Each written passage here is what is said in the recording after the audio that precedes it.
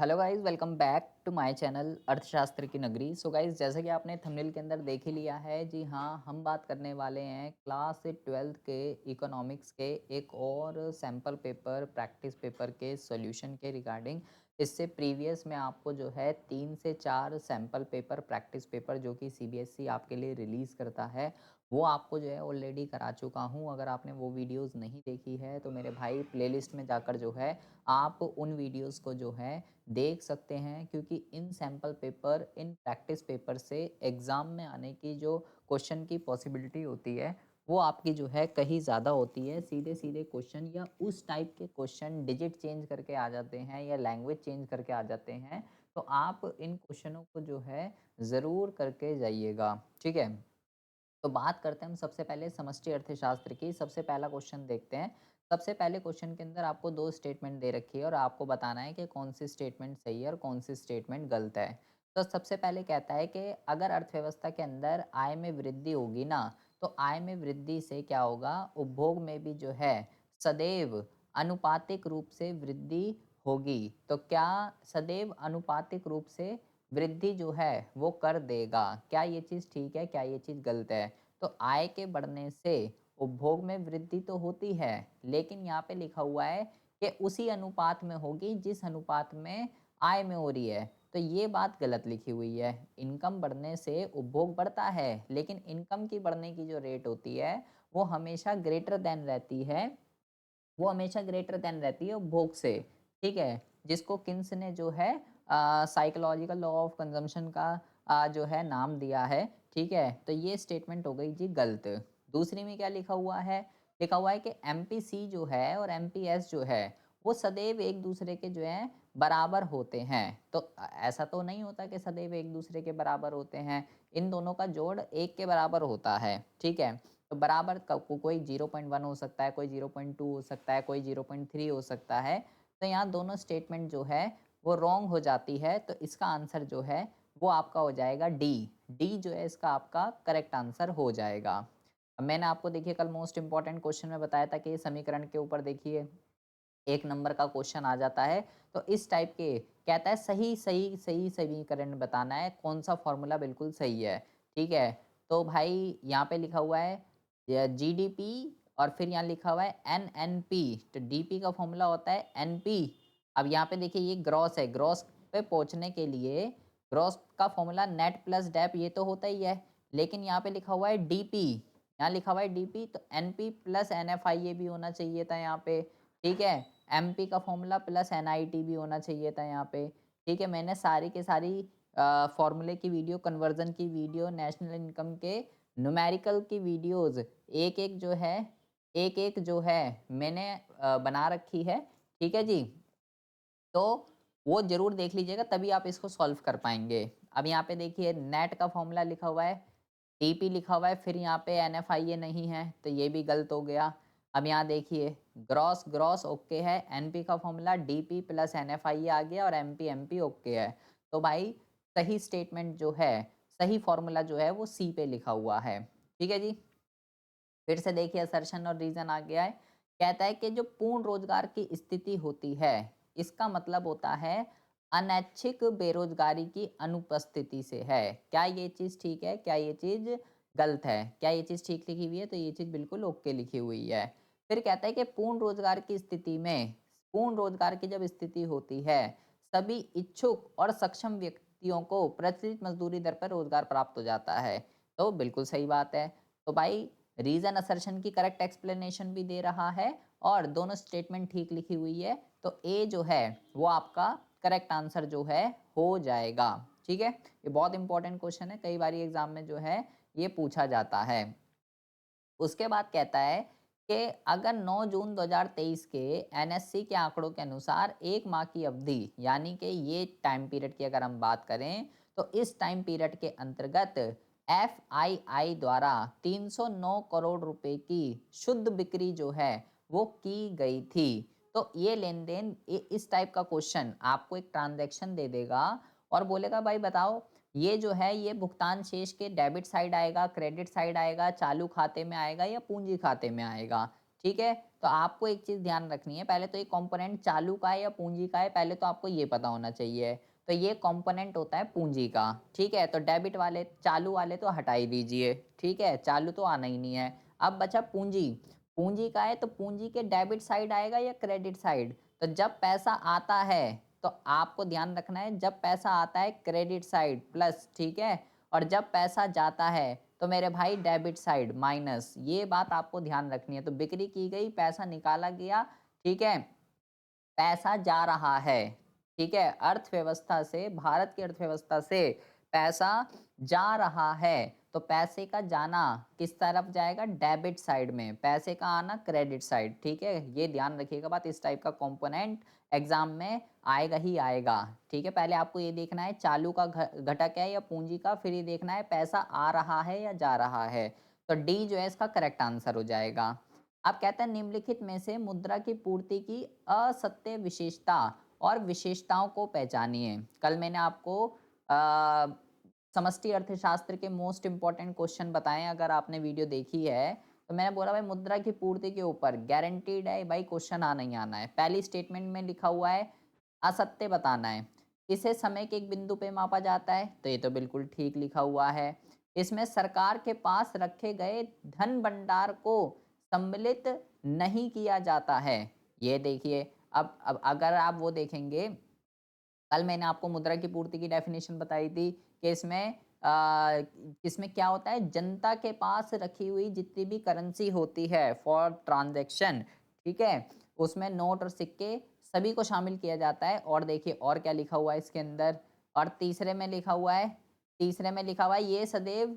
ये सदैव राष्ट्र के केंद्रीय बैंक के पास रखी मुद्रा होती है। राष्ट्र के ये सदैव देखिए यहाँ पे और क्या-क्या लिखा हुआ है, ये सदैव राष्ट्र के केंद्रीय बैंक के पास रखी मुद्रा होती है। तो अब यहाँ पे देखिए क्या-क्या कह रहा है, पहली स्टेटमेंट तो देखिए ओके है, पहली स्टेटमेंट तो बिल्कुल ठीक लिखी हुई है, ठीक है? अब इसमें कह रहा है हमें गलत वाली विशेषता बतानी थी, हमें गलत वाली विशेषता बतानी थी। अब पहली तो ठीक लिखी हुई है, तो ये वाला ऑप्शन हो नहीं सकता क्योंकि इसमें 1 और 2 लिखा हुआ है, ठीक है? उसके बाद हम बात करते हैं बी ऑप्शन की। देखिए अब देखिए सी में क्या लिखा हुआ है, दूसरा केवल। सी में क्या लिखा हुआ है, दूसरा केवल। और डी में क्या लिखा हुआ है, केवल थर्ड। और इसमें लिखा हुआ है बी में सेकंड और थर्ड। तो इसका जो आंसर हो जाएगा आपका, वो हो जाएगा डी। डी जो है इसका आपका करेक्ट आंसर जो है हो जाएगा, ठीक है? गलत वाली विशेषता आपको बतानी थी। उसके बाद लिखा हुआ है कि किन्स के अनुसार घरेलू क्षेत्र जो होते हैं उनके द्वारा किया गया कुल उपभोग डैश व डैश का संयोजन होता है। तो बहुत यहाँ पे आपसे उपभोग फलन के बारे में पूछ लिया गया है, ठीक है? तो उपभोग फलन का फॉर्मूला क्या होता है, सी बार प्लस बी वाई, ये फॉर्मूला होता है। तो ये हो गया स्वायत्त उपभोग, और ये बढ़ी हुई आय का कितना पोर्शन हम खर्च कर रहे हैं उपभोग पर। तो मेरे भाई स्वायत्त उपभोग और प्रेरित, ये वाला जो पोर्शन होता है इसको स्वायत्त कहते हैं, और ये वाला जो उपभोग होता है इसको प्रेरित उपभोग कहते हैं, ठीक है? अब कहता है लुप्त आंकड़ों की पहचान कीजिए और सही विकल्प का चयन कीजिए। तो आपको बताना है 5,000 की जमा थी, 4,000 का ऋण दे दिया, ठीक है? तो यहाँ पे तो कितना आ जाएगा, 1,000, ठीक है जी? फिर ये 4,000 इधर आ गया। अब 4,000 का 80%, 4,000 का 80% आप निकाल लीजिए कितना होता है। 4,000 का 80% जब आप निकालेंगे तो 8 चौक 32, 3200 रुपये आ जाएंगे आपके यहाँ पे, और 800 रुपये चले गए यहाँ, ठीक है? फिर भाई 3200 रुपये यहाँ पे आ जाएंगे, ठीक है? अब देखिए मैंने 2 डिजिट तो निकाल ली, 1000 और 3200, ठीक है? अब मेरे को और करने की ज़रूरत नहीं है, 1000 और 3200 मैंने 2 निकाल ली ना, मेरे को इसको पूरी टेबल को भरने की ज़रूरत नहीं है। भाई ये गया ऑप्शन, ये भी गया ऑप्शन, और ये भी गया ऑप्शन। 1000 और 3200 कहाँ लिखा हुआ है, 1000 और 3200 सी पे तो लिखा हुआ है, और कहाँ लिखा हुआ है? मेरे को बाकी 2 निकालने की, मुझे ये निकालने की ज़रूरत ही नहीं है, क्योंकि मुझे पता है पहले और दूसरे में तो 1000 और 3200 ही आना है। तो थोड़ा दिमाग लगा के आपको जो है काम करना पड़ेगा, ठीक है? तो सी इसका करेक्ट आंसर हो जाएगा। अब कहता है कि जो भुगतान संतुलन होता है उसमें अधिशेष का मतलब क्या होता है? भुगतान संतुलन की बात कर रहा है, तो ऑल ऑल कंपोनेंट को यहाँ पे इंक्लूड किया जाएगा, ठीक है? स्वायत्त भुगतान, स्वायत्त प्राप्तियों पर चालू खाता भुगतान, स्वायत्त पूंजी खाता भुगतान पर पूंजी खाता प्राप्तियाँ, स्वायत्त भुगतान पर स्वायत्त प्राप्तियाँ, ठीक है? अब देखो, यहाँ पे बोल रहा है अधिशेष का क्या मतलब है? ये वाला और ये वाला देखेंगे, ठीक है? जब प्राप्तियाँ ज़्यादा होती हैं और भुगतान कम होते हैं, उस चीज़ को अधिशेष की सिचुएशन कहते हैं। पहले वाले में लिखा हुआ है स्वायत्त प्राप्तियों पर स्वायत्त भुगतान, इट मीन्स भुगतान ज़्यादा है, प्राप्तियाँ कम हैं, तो ये गया क्रॉस। और फोर्थ वाले में क्या कह रहा है? फोर्थ वाले में कह रहा है स्वायत्त भुगतान पर स्वायत्त प्राप्तियाँ, इट मीन्स प्राप्तियाँ ज़्यादा हैं और भुगतान कम हैं। तो डी जो है इसका आपका करेक्ट आंसर जो है भाई हो जाएगा। उसके बाद देखिए एक न्यूमेरिकल दे रखा है, आपको सी दे रखा है, आई दे रखा है, ठीक है? एंड निवेश गुणक का मान ज्ञात कीजिए। तो अगर ये एमपीसी होता है, तो एमपीसी अगर 0.2575 है, तो एमपीएस कितना हो जाएगा? एमपीएस हो जाएगा आपका 0.25, तो के का फॉर्मूला लगा दीजिए, 1 में एमपीएस, तो ये मेरे भाई कितना हो जाएगा आपका 4, 4 जो है आपका करेक्ट आंसर आ जाएगा। निवेश गुणक के ऊपर भी एग्जाम में क्वेश्चन आना ही आना है, ठीक है? उसके बाद कहता है कि मान लीजिए अगर एक अर्थव्यवस्था के अंदर व्यापार संतुलन जो है वो 500 करोड़ का अनुकूल संतुलन दर्शाता है, ठीक है? तो बैलेंस ऑफ ट्रेड का आपको फॉर्मूला पता होना चाहिए। इसका जो फॉर्मूला होता है वो होता है निर्यात माइनस आयात, ठीक है? तो ये कह रहा है भाई ये तो है 500 करोड़ और अनुकूल है, अनुकूल मतलब पॉजिटिव है, अगर प्रतिकूल बोलता तो नेगेटिव का साइन आता है यहाँ पे, वो बात आप ध्यान रखिएगा। अब वो कहता है निर्यात 1200 करोड़ है, ठीक है? निर्यात जो है 1200 करोड़ है और ये जो डिजिट दे रखी है हस्तांतरण भुगतान, इसका यहाँ पे जो है इसका यहाँ पे जो है कोई भी रोल नहीं है, क्योंकि क्योंकि व्यापार संतुलन तो केवल दृश्य मदों को लेता है, इसका हस्तांतरण भुगतान से कोई लेना देना नहीं है, ठीक है? अब हम क्या करेंगे, आयात को इधर ले आइए, आयात को इधर ले आइए और 1200 में से 500 को डिडक्ट कर दीजिए, तो 700 आपका जो है आंसर हो जाएगा। ये बात ध्यान रखिएगा, ये सिर्फ कंफ्यूज करने के लिए आपको जो है दे रखा है। तो मेरे भाई ये तो हो गए आपके एमसीक्यू क्वेश्चन, ठीक है? 10 एमसीक्यू थे आपके समष्टि अर्थशास्त्र के। ये आपको अब एक नेशनल इनकम का न्यूमेरिकल दे रखा है, ठीक है? तो ये मैं आपको जो है नहीं कराने वाला हूँ न्यूमेरिकल, ठीक है? क्यों नहीं कराने वाला? क्योंकि भाई मैं आपको ऑलरेडी इतनी वीडियोस बता चुका हूँ, उत्पाद विधि, आय विधि, व्यय विधि, अगर अब भी आपको न्यूमेरिकल क्वेश्चन नहीं आ रहे हैं, तो भाई आप बहुत ज़्यादा प्रॉब्लम एरिया, अगर अब भी आज की डेट में भी अगर आपको न्यूमेरिकल नहीं आ रहे, मेरी वीडियोस देखने के बाद भी अगर आपको समझ में नहीं आ रहा, ठीक है? इतनी वीडियो बना चुका हूँ, एक सिंपल वन शॉट वीडियो बना चुका हूँ जिसमें पूरी टीआर जैन पूरा आपका सपोर्ट मटेरियल, एक-एक क्वेश्चन मैंने आपको जो है चटवा रखा है, रटवा रखा है। तो मेरे भाई अगर फिर भी नहीं हो रहा, मैंने एक भी क्वेश्चन ऐसा नहीं किया होगा कि जो टीआर जैन में या सपोर्ट मटेरियल से आप वो उसका थोड़ा फ्रेमवर्क अलग हो। एक-एक क्वेश्चन मैंने आपको करा रखा है, टफ से टफ, स्लो से स्लो, ठीक है? तो आपको अगर वीडियो नहीं मिल रही है, वो आप मुझे कमेंट कीजिए, ठीक है? पहले आप उसको देखिए, 3 घंटे की वीडियो है वो, फिर भी अगर आपसे ना हो, तो फिर आप मुझे बताइएगा, ठीक है? तो ये आप देख लीजिएगा। उसके बाद हम बात करते हैं, कल मैंने आपको जो है फिक्स क्वेश्चन बताए थे, जिसमें बोला गया है कि बाह्यताओं की अवधारणा को समझाइए, जीडीपी तथा कल्याण वाला जो मैंने आपको टॉपिक बताया था कि इसके बिना पेपर नहीं बनता है। ये फिक्स क्वेश्चन है सीबीएसई का, आपको 2, 3 से 4 नंबर में देखने के लिए मिलेगा।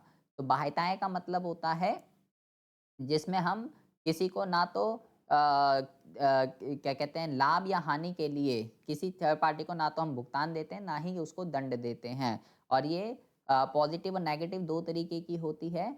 तो पॉजिटिव का भी एग्ज़ाम्पल दे देंगे, नेगेटिव का भी दे देंगे, ठीक है? अब देखिए, कल ही मैंने आपको ये सारे क्वेश्चन बताए, अगर आपने मेरी मोस्ट इम्पोर्टेंट वाली वीडियोज़ देखी है। प्रचालन अधिशेष को परिभाषित कीजिए, मैंने आपको क्या बताया था? इसको पलट के कैसे आता है? संपत्ति तथा उद्यमशीलता से प्राप्त आय को बताइए। तो देख लीजिए दोनों क्वेश्चन यहाँ पे आपको जो फिक्स में मैंने बताए गए हैं।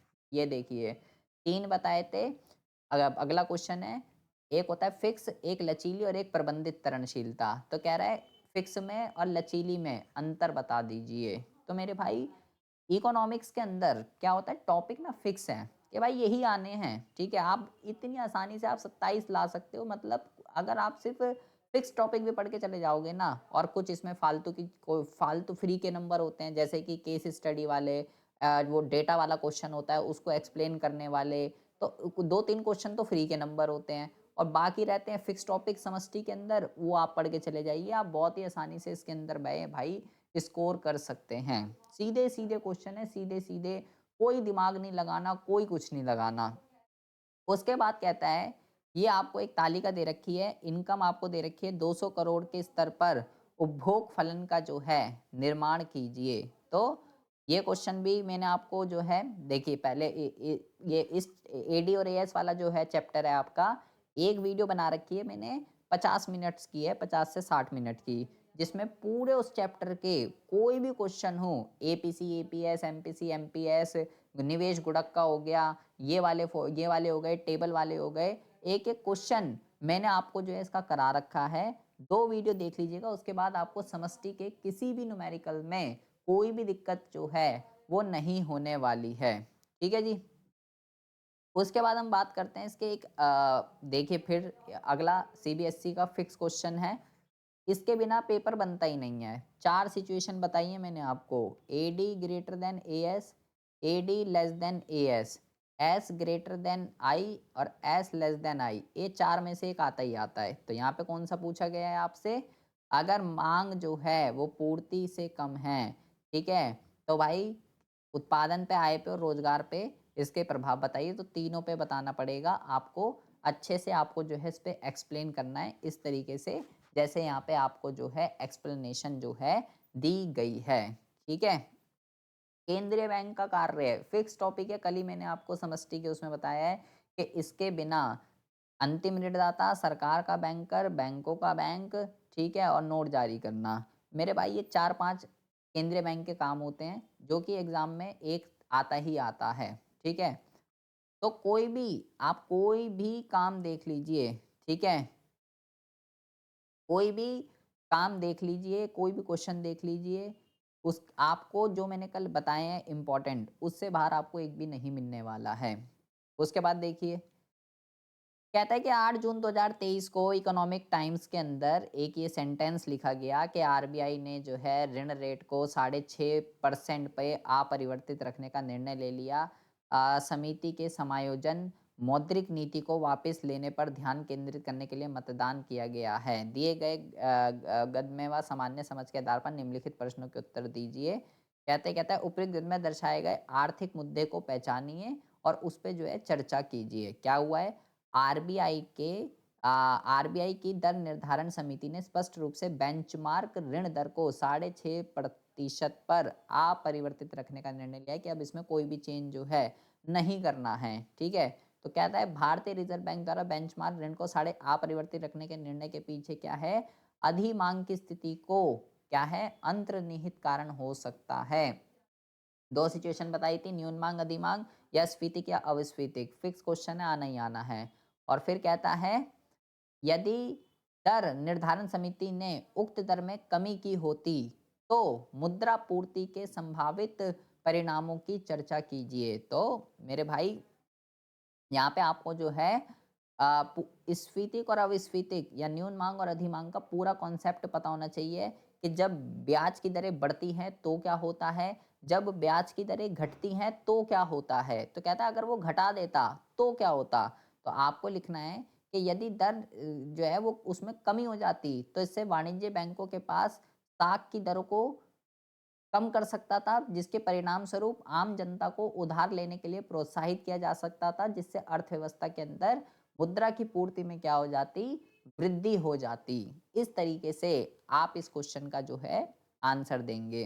अब देखिए, कल ही मैंने आपको बताया था कि इस चैप्टर के अंदर सरकारी बजट में राजस्व प्राप्तियां और पूंजीगत प्राप्तियों में अंतर बता दीजिए और अपने पक्ष में वैध तर्क दीजिए। ठीक है, यहाँ पे जो है निम्नलिखित को राजस्व प्राप्तियों और पूंजीगत प्राप्तियों में वर्गीकृत कीजिए। 3 दे दिए, यहाँ पे आपको बताना है कौन सा राजस्व है और कौन सा पूंजीगत है। तो ये आप तभी बता सकते हो जब आपको दोनों का डिफरेंस पता हो। ऋण पर प्राप्त ब्याज, तो ये क्या होता है? इससे किसी भी तरीके की एसेट लायबिलिटी पे इम्पैक्ट नहीं पड़ता, राजस्व है। सरकारी कंपनी की बिक्री से विनिवेश प्राप्तियां, एसेट कम हो गया इससे, तो पूंजीगत प्राप्ति है। भारत में बालिका शिक्षा को प्रोत्साहित करने के लिए यूएसए सरकार द्वारा दी गई वित्तीय सहायता एक तरीके की सब्सिडी हो गई ये आपके लिए, ठीक है? किसी भी तरीके की एसेट और लायबिलिटी पे इम्पैक्ट नहीं पड़ेगा, ठीक है? एक तरीके की स्कॉलरशिप कह सकते हो, सब्सिडी कह सकते हो, दूसरे देश ने दिया आपको, हस्तांतरण है, ठीक है? तो राजस्व प्राप्ति है। तो ये आप तभी बता सकते हो जब आपको मेरे भाई दोनों में डिफरेंस पता हो, प्राप्तियों वाला का भी और व्यय वाले का भी। यही आना है इससे, और कुछ ज़्यादा नहीं आता है। ये देखिए, ये फ्री के नंबर होते हैं। इसमें मैंने आपको क्या बताया था, कैसे एक्सप्लेन करना है इसको। नीचे दिए गए चार्ट को ध्यानपूर्वक देखिए और सरकारी व्यय में बदलते रुझानों का विश्लेषण कीजिए, यातायात और ग्रामीण विकास का। ठीक है? तो यहाँ पे देखिए, अगर आप ध्यान से अगर इसको देखेंगे, ये ग्रामीण विकास है, ठीक है? और ग्रामीण विकास तो ये रहा, और यहाँ पे यातायात, सामाजिक कल्याण, शहरी विकास, स्वास्थ्य, शिक्षा एंड विश्लेषण कीजिए। यातायात, यातायात ये रहा, ठीक है? इन दोनों के इन दोनों पे अब यहाँ डेटा भी लिखा हुआ है आपका, ये सारा डेटा लिखा हुआ है, ठीक है? ये देखिए डेटा लिखा हुआ है, और 3 वो बने हुए हैं यहाँ पे आपको, ठीक है? यहाँ पे आपको 3 वो बनाए गए हैं, जिसमें आपको बताया गया है कि जो ये वाला है, ये 2021-22 का है, ये वाला 22-23 का है, और ये वाला जो है 23-24 का है, ठीक है?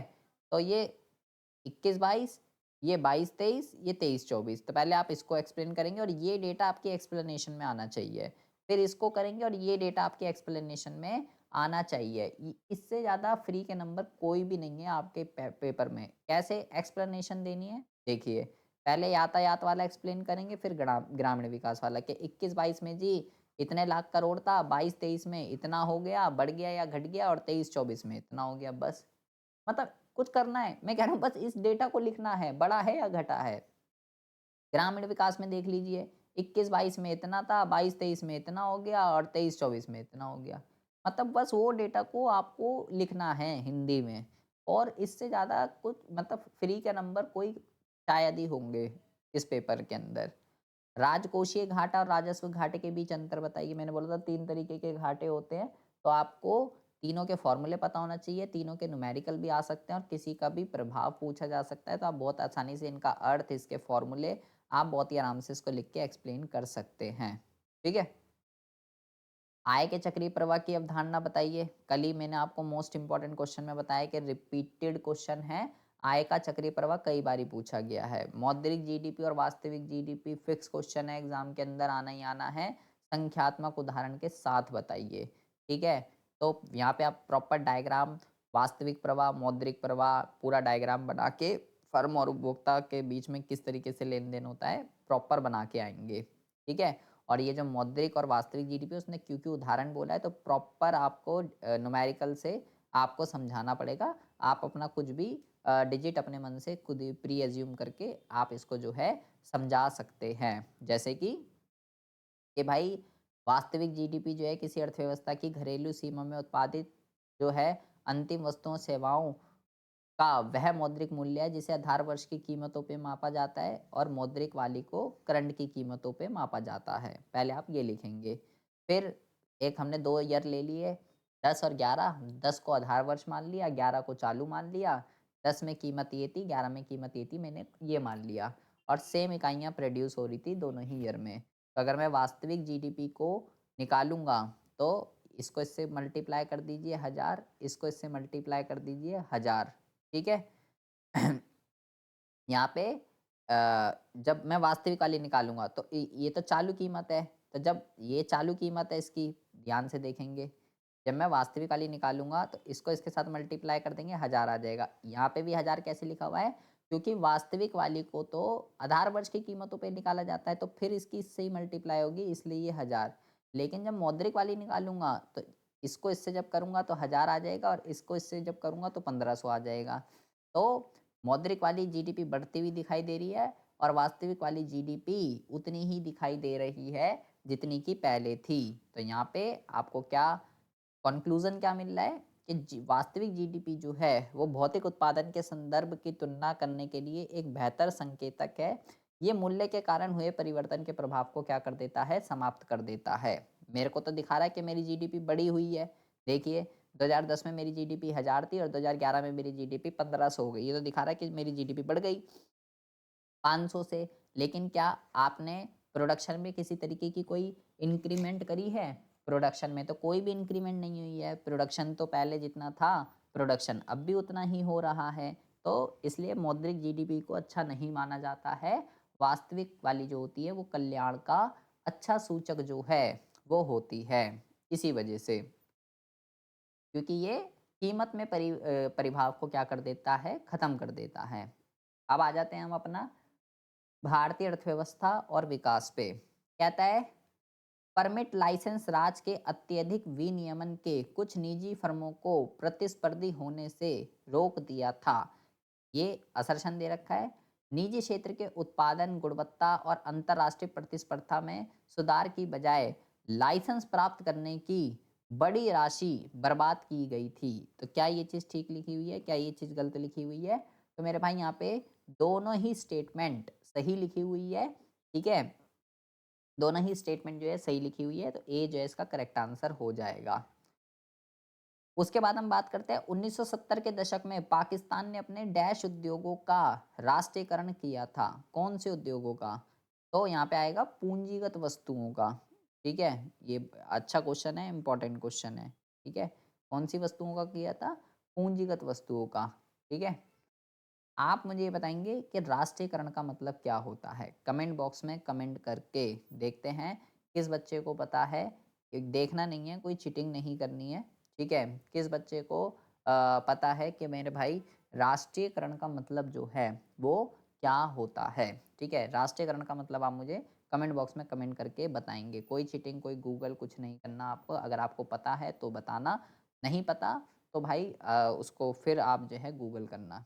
ठीक है, अब देखिए, अब हम बात करते हैं औपनिवेशिक शासन के अंतर्गत आधारिक संरचना, इन सब का विकास किया गया था। बिल्कुल किया गया था, अंग्रेजों ने किया था भाई।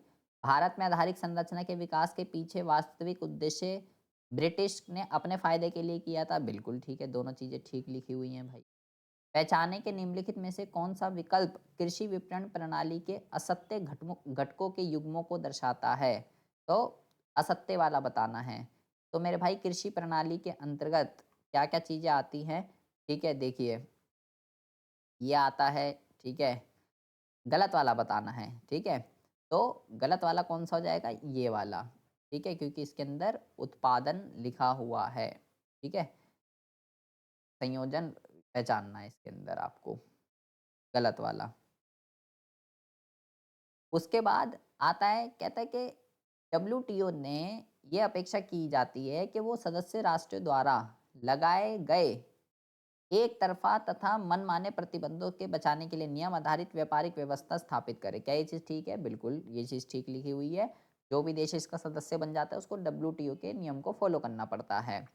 पर्यावरण संरक्षण के साथ साथ विश्व उत्पादन में वृद्धि करना और वैश्विक संसाधनों का इष्टतम उपयोग सुनिश्चित करना जो है अनिवार्य होता है। ठीक है, ऐसा क्यों होता है? क्योंकि वो वहाँ पे जो उसका रीज़न जो लिखा हुआ है, तो दोनों बातें बिल्कुल ठीक लिखी हुई है। ए जो है इसका करेक्ट आंसर हो जाएगा। क्वेश्चन इंपॉर्टेंट है एग्जाम के पॉइंट ऑफ व्यू से। ठीक है, उसके बाद हम बात करते हैं, लिखा हुआ है चीन ने अपने नागरिकों के लिए अतिरिक्त सामाजिक और आर्थिक अवसर उत्पन्न करने के लिए बाजार तंत्र का जो है उपयोग किया था। क्या ये चीज़ ठीक है? क्या ये चीज़ गलत है? तो बिल्कुल ठीक लिखी हुई है। सरकार द्वारा सामाजिक आधारिक संरचना के निर्माण में चीन ने मानव विकास संकेतकों में सकारात्मक परिणाम दिए। अब ऊपर कुछ अलग बात की गई है, नीचे कुछ अलग बात लिखी, दोनों ठीक है, लेकिन रीजन का असर्शन से कोई लेना देना जो है वो नहीं है। तो बी जो है इसका करेक्ट आंसर हो जाएगा। उसके बाद हम बात करते हैं असत्य उद्देश्य को पहचानिए। गलत वाला बताना है आपको।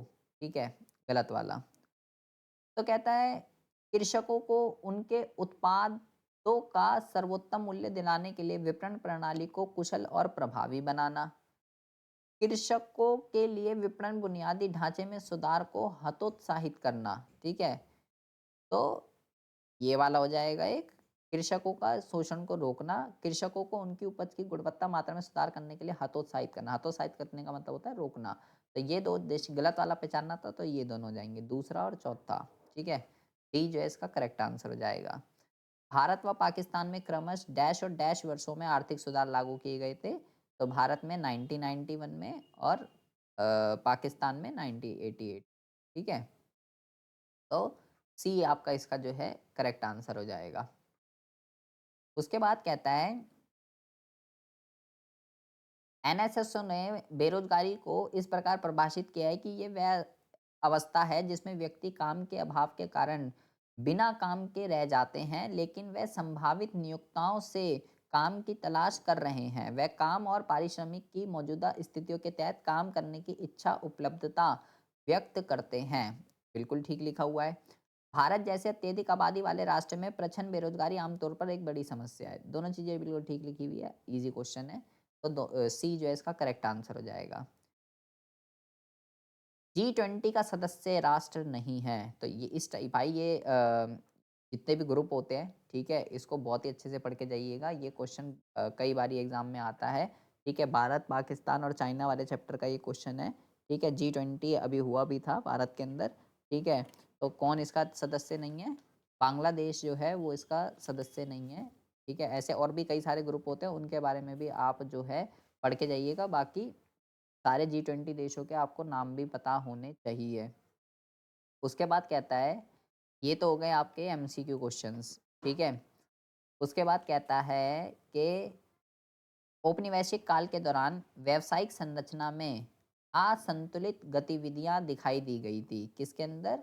व्यावसायिक संरचना के अंतर्गत। व्यावसायिक संरचना मतलब कि प्राथमिक, द्वितीयक और तृतीयक इन क्षेत्रों में कौन बंदा काम कर रहा था? तो भाई मेनली पॉपुलेशन प्राथमिक में लगी हुई थी, बाकी सेकेंडरी और सर्विस में कोई भी नहीं लगा हुआ था। तो कहता है कि क्या आप दिए गए कथन से सहमत हैं? तो आप लिखेंगे हाँ जी, बिल्कुल सहमत हैं, ठीक है। क्यों लिखेंगे आप यहाँ पे? लिखेंगे मद्रास प्रेसिडेंसी, बॉम्बे और बंगाल के कुछ हिस्सों में विनिर्माण और सेवा क्षेत्रों में अनुपातिक वृद्धि के साथ-साथ कृषि क्षेत्र पे कार्यबल की निर्भरता में गिरावट देखी गई थी। उड़ीसा, राजस्थान और पंजाब जैसे राज्यों में कृषि में कार्यबल की हिस्सेदारी में वृद्धि हुई थी। इस तरीके से आप इसकी एक्सप्लेनेशन जो है वो देंगे। उसके बाद कहता है कि उन कारणों को विस्तार से बताइए जिनके कारण निजी क्षेत्रों को औद्योगिक नीति 1956 के तहत विनियमित जो है किया गया था। क्यों हमने यहाँ पे लिखेंगे कि 1956 ने लाइसेंस की एक प्रणाली के माध्यम से निजी क्षेत्रों को विनियमित किया गया था। इसका उद्देश्य क्षेत्रीय असमानता प्राप्त करना था। क्षेत्रीय असमानता सबसे मेन मोटिव था कि ऐसा नहीं केवल डेवलप्ड वाले एरिया के अंदर ही इंडस्ट्रीज ओपन हो, अनडेवलप्ड एरिया के अंदर भी इंडस्ट्रीज ओपन करने के लिए इस नीति को सरकार ने अपनाया था। पिछड़े हुए क्षेत्रों के अंदर भी जो है इंडस्ट्रीज़ वगैरह ओपन हो, क्योंकि इन क्षेत्रों के लिए लाइसेंस वगैरह सरकार बहुत आराम से दे देती थी। उसके बाद कहता है कि भारत में राष्ट्रीय शिक्षा नीति 2020 में शिक्षकों के सेवाकालीन प्रशिक्षण पर अत्यधिक बल दिया गया है, ठीक है। तो क्या ये बात ठीक है? क्या ये बात गलत है? ठीक है। उपयुक्त कथन में इंगित मानव पूंजी निर्माण के स्रोत की पहचान कीजिए। अब ये बहुत ही घुमा के आपसे क्वेश्चन पूछा गया है, तो यहाँ पे आपको ऑन द जॉब ट्रेनिंग जो होती है, ठीक है, कार्यस्थल पर प्रशिक्षण, उसके बारे में आपको बताना है। मेरे भाई मानव पूंजी निर्माण का स्रोत एक फिक्स टॉपिक है भारतीय अर्थव्यवस्था के अंदर, जो कि आता ही आता है, ठीक है। 3-4 सोर्सेज होते हैं, उसमें से एक आता ही आता है। तो इसको आप अच्छे से करके जाइएगा, ये फिक्स टॉपिक है। उसके बाद कहता है कि भारत के आर्थिक विकास पर इस स्रोत के संभावित प्रभावों को विस्तार से व्याख्या कीजिए कि इसका जो है इस पे क्या इसका जो है क्या इम्पैक्ट जो है इस पे पड़ेगा, ठीक है जी। उसके बाद जो है देखिए, यहाँ पे आप लिखेंगे कि हाल ही के दिनों में कार्य के दौरान प्रशिक्षण कार्य परिवेश का एक अभिन्न अंग बन गया है, क्योंकि ये कर्मचारियों की उत्पादकता क्षमता को बढ़ाता है। ये कर्मचारियों के कौशल ट्रेनिंग से क्या-क्या फ़ायदे होते हैं और इससे देश को क्या-क्या फ़ायदा होगा? अगर हम ट्रेनिंग दे रहे हैं कर्मचारियों को, तो इससे क्या-क्या फ़ायदे होंगे? ये आपको बताने हैं, सिंपल सी बात है। तो इससे भाई एफ़िशिएंसी बन बढ़ती है, प्रोडक्टिविटी बढ़ती है, ये सारी की सारी चीज़ें आप जो है इस पे लिख के आएँगे। उसके बाद कहता है उसके बाद कहता है कि संयुक्त राष्ट्र के आर्थिक व सामाजिक मामलों के विभाग ने ये संकेत दिया है कि भारत जो है वो अप्रैल 2023 के माह में चीन को पीछे छोड़कर विश्व का सबसे अधिक जनसंख्या वाला राष्ट्र बन गया है। तो क्या ये बात ठीक है? चीन द्वारा 1970 के दशक में अपनाई गई एक बालक नीति के परिणामों की व्याख्या कीजिए। तो वन चाइल्ड पॉलिसी के परिणाम जो हैं, वो आपको लिखने हैं यहाँ पे। तो वन चाइल्ड पॉलिसी क्या है? कब इसको अडॉप्ट किया गया था? क्या इसके परिणाम थे? ये भाई एग्ज़ाम के पॉइंट ऑफ व्यू से बहुत इंपॉर्टेंट क्वेश्चन है। ठीक है? तो यहाँ पे प्रभाव लिखने हैं आपको, तो आप लिखेंगे चीन ने इसके अपनाया था, इस नीति के कारण इसकी जनसंख्या वृद्धि दर में भारी गिरावट आ गई थी। चीन में लिंग अनुपात में गिरावट आई थी। इसके अतिरिक्त एकल बाल नीति के मापदंडों के कार्यान्वयन में योजनाओं के अनुपात में बुजुर्गों की संख्या में बहुत ज़्यादा वृद्धि हो गई। सिंपल सी बात है। स्पेशल इकोनॉमिक ज़ोन के प्रभावों को बताइए। स्पेशल इकोनॉमिक ज़ोन में क्या होता है, विदेशी पूँजी और प्रौद्योगिकी के बड़े पैमाने पे प्रवाह के साथ-साथ उत्पादन क्षमता में वृद्धि हुई, जिससे चीन ने जो है तीव्र आर्थिक समृद्धि में योगदान दिया। उसके बाद जो है कहता है वैध तर्कों द्वारा उल्लेख व व्याख्या कीजिए कि निम्नलिखित कथन सत्य है या असत्य है। 3-4 आपको पॉइंट दे रखे हैं। तो सबसे पहले में कहता है हाल ही में भारत सरकार ने वित्तीय संसाधनों के कुशलता आवंटन के लिए जन धन योजना जैसी महत्वपूर्ण कथन उठाए हैं। तो बिल्कुल सही है। ठीक है। श्रमिक जनसंख्या अनुपात कल वाले पेपर के अंदर भी था और ये इस वाले पेपर के अंदर भी है, देख लीजिए, इंपॉर्टेंट है ये। महिला शिक्षा को प्रोत्साहन करने की आवश्यकता की व्याख्या कीजिए कि महिला शिक्षा को जो है क्यों प्रोत्साहित करना चाहिए। तो ये आपको थोड़ा बना के लिखना पड़ेगा कि भारत में जो है महिला शिक्षा को बढ़ावा देना सामाजिक प्रगति और लैंगिक समानता के लिए अनिवार्य है। शिक्षित महिलाएं कार्यबल में प्रवेश करके आर्थिक विकास में योगदान देती है और अपने जीवन के विषय में महत्वपूर्ण निर्णय ले पाती है। इसके अतिरिक्त महिलाओं को शिक्षित करने और प्रजनन दर और महिलाओं और बच्चों के स्वास्थ्य देखभाल पर अनुकूल प्रभाव पड़ता है। इसलिए महिलाओं को शिक्षा में निवेश करने से समुदाय का उत्थान होता है और पूरे भारत में धारणीय विकास होता है। इस तरीके से आप इसको बनाकर जो है लिख कर आएँगे। ठीक है? गैर कृषि क्षेत्रों का विविधीकरण के 2 उदाहरण दीजिए। तो पशुपालन, मत्स्य पालन कुछ भी लिख सकते हैं। उसके बाद कहता है कि जैविक कृषि के उसके बाद कहता है कि जैविक कृषि के यहाँ पे देखेंगे जै जैविक कृषि के प्रारंभिक वर्षों के दौरान कृषकों के समक्ष उत्पन्न होने वाली किन्हीं दो समस्याओं का जो है उल्लेख कीजिए। ये आपको जो है ये आपको जो है बताना है। तो क्या-क्या समस्याएँ आती हैं? तो जैविक खेती से पैदावार जो है कम हो जाती है और अपर्याप्त आधारिक संरचना जो है ये क्रिएट हो जाती है। ठीक है जी?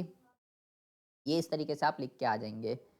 उसके बाद कहता है उसके बाद कहता है कि वर्तमान वर्तमान स्थिति में भारत जैसे भारत जैसे राष्ट्र में खाद्य सुरक्षा प्राप्त करने में सूचना प्रौद्योगिकी महत्वपूर्ण भूमिका निभाती है। दिए गए कथन का औचित्य जो है सिद्ध कीजिए। तो आप लिखेंगे भारत में आईटी एक महत्वपूर्ण भूमिका निभाती है सरकार जो है क्योंकि सरकार जो है क्या करती है, उचित सूचना और सॉफ्टवेयर उपकरणों का उपयोग करके खाद्य असुरक्षा और असंवेदनशीलता का पूर्वानुमान लगा सकती है। यह उभरती हुई प्रौद्योगिकी और उनके अनुप्रयोग कीमतों, मौसमों और क्या कहते हैं विभिन्न फसलों को उगाने के लिए मुद्रा की स्थिति आदि के विषय में प्रसारित करने की क्या करती है? जानकारी प्रसारित करने की जो है जानकारी प्रसारित करने की जो है उसमें मदद करता है। इसलिए सूचना प्रौद्योगिकी भारत जैसे राष्ट्र के अंदर जो है स्थानीय विकास और खाद्य सुरक्षा प्राप्त करने में क्या करती है? महत्वपूर्ण भूमिका जो है निभाती है। इस तरीके से आप जो है इसका आंसर जो है लिख कर आएँगे, ठीक है? तो ये थोड़े इम्पोर्टेंट क्वेश्चन हैं, ये थोड़े इम्पोर्टेंट क्वेश्चन हैं, एग्ज़ाम के पॉइंट ऑफ व्यू से थोड़े चेंज है, ये आपको थोड़ा खुद बना के जो है खुद बना के जो है आपको ये लिखने पड़ते हैं, ठीक है? अब कहता है कि भारत सरकार द्वारा उठाए गए उदारीकरण उपायों के अंतर्गत औद्योगिक क्षेत्र का औद्योगिक क्षेत्र का नियमन अत्यंत महत्वपूर्ण था। मान्य तर्कों द्वारा दिए गए खंडन कीजिए या समर्थन कीजिए। भारत सरकार द्वारा उठाए गए उदारीकरण उपायों के अंतर्गत औद्योगिक क्षेत्र का नियमन अत्यंत महत्वपूर्ण था। उदारीकरण के अंतर्गत कई सारे सेक्टर के अंदर हमने जो है चेंज किए थे, जिसके अंदर औद्योगिक क्षेत्र आ गया आपका, ठीक है? और एक्सटर्नल सेक्टर आ गया आपका, फाइनेंस सेक्टर आ गया आपका, कई सारे सेक्टर्स हैं उदारीकरण के अंतर्गत। तो कह रहा है औद्योगिक क्षेत्र सबसे महत्वपूर्ण था। इसके अंदर हमने औद्योगिक नीति 1956 जो हमने लगा रखी थी उसको ख़त्म किया। जो भी रूल एंड रेगुलेशन रिस्ट्रिक्शंस हमने लगा रखे थे औद्योगिक क्षेत्र के अंदर, उन सबको हमने जो है यहाँ पे ख़त्म कर दिया था। ठीक है? ये सारा का सारा यहाँ पे आपको लिखना है। हरित क्रांति के बाद भी ये पूरा का पूरा क्वेश्चन सेम डिट्टो मेरे भाई रिपीटेड क्वेश्चन है, ये रिपीटेड सपोर्ट मटेरियल का ये सीधा-सीधा क्वेश्चन है, ठीक है? एक क्वेश्चन सपोर्ट मटेरियल का सीधा-सीधा एग्ज़ाम के अंदर आना ही आना है। तो मेरे भाई मैंने आपको सपोर्ट मटेरियल के वो कौन-कौन से क्वेश्चन हैं, जो एग्ज़ाम में सीधा-सीधा आपके फँसते हैं, उसकी मोस्ट इम्पोर्टेंट मैंने वीडियो बना रखी है, तो वो वीडियो जो है ज़रूर देख लीजिएगा आप। एक क्वेश्चन सपोर्ट मटेरियल से देखिए 3 नंबर का सीधा-सीधा क्वेश्चन आएगा ये, ठीक है? और ये क्वेश्चन आपका कई बारी 2-3 बारी जो है ये आपका रिपीट होया हुआ है। तो इस तरीके से आप इसका जो है आंसर लिखेंगे, ये आप स्क्रीन पे जो है देख सकते हैं, ठीक है? ये कुछ अर्थशास्त्रियों का तर्क है कि हरित क्रांति ने देश की व्यावसायिक संरचना पर अधिक प्रभाव नहीं डाला क्योंकि 65% जनसंख्या कृषि में अपनी आजीविका ढूंढती रही।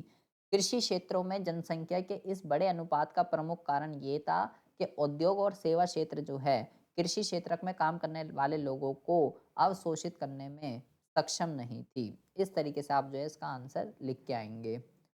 हर सिक्के के दो पहलू होते हैं। कृषि उपदान पर बहस भी ऐसा ही एक उत्कृष्ट उदाहरण है। कृषि उपदान जारी करने के पक्ष व विपक्ष में दो-दो तर्क दीजिए। उपदान को कहते हैं सहायता सहायिका सब्सिडी, ठीक है? सब्सिडी सब्सिडी देनी चाहिए या सब्सिडी नहीं देनी चाहिए? रिपीटेड क्वेश्चन है ये भी। तो क्यों देनी चाहिए और क्यों नहीं देनी चाहिए? पक्ष में भी बताना है और विपक्ष में भी। अगर देनी चाहिए तो क्यों देनी चाहिए? तो सब्सिडी से जो है अमीर और गरीब किसानों के बीच आय की असमानता बढ़ सकती है, ठीक है? इससे जो है सहायिका से महँगी आगत खरीदने के सक्षम नहीं हो सकते और विपक्ष में क्यों नहीं देनी चाहिए? तो दोनों आप इसके अंदर जो है लिख के आ जाएँगे, ठीक है जी? फिर ये एक लंबा-चौड़ा आपको पैराग्राफ दे रखा है, फ्री के नंबर होते हैं आपके लिए, मैं पहले भी आपको बता चुका हूँ। ये लंबा-चौड़ा पैराग्राफ दे रखा है, ठीक है? इसके बिहाफ़ पे आपको 2-3 क्वेश्चन पूछ लेगा, बता दीजिए। किन्हीं 2 मुद्दों का उल्लेख कीजिए, जो कि केंद्रीय प्रदूषण नियंत्रण बोर्ड की स्थापना की गई थी, जल और वायु ऊपर लिखा हुआ होगा और इनके द्वारा किए जाने वाले कोई 2 कार्य, ये भी ऊपर ही लिखे हुए होंगे। तो ये मेरे भाई ये फ्री के नंबर हैं, ठीक है? इससे आसान क्वेश्चन कोई नहीं है और ना ही हो सकता है। धान्य विकास की रणनीतियाँ बता दीजिए, सीधा-सीधा ठीक है? ये आपका जो है कंप्लीट पेपर मैंने आपको जो है करा दिया है। इसमें आपको कोई भी डाउट आ रहा है, कोई भी इश्यू आ रहा है, तो आप मेरे को कमेंट बॉक्स में कमेंट जो है कर सकते हैं, ठीक है? और चैनल पर अगर आप पहली बार आए हो तो प्लीज़ इस चैनल को सब्सक्राइब करके बेल आइकन को प्रेस कर लीजिएगा ताकि आने वाली सभी वीडियो की नोटिफ़िकेशन आपको जो है टाइम टू टाइम मिलती रहे।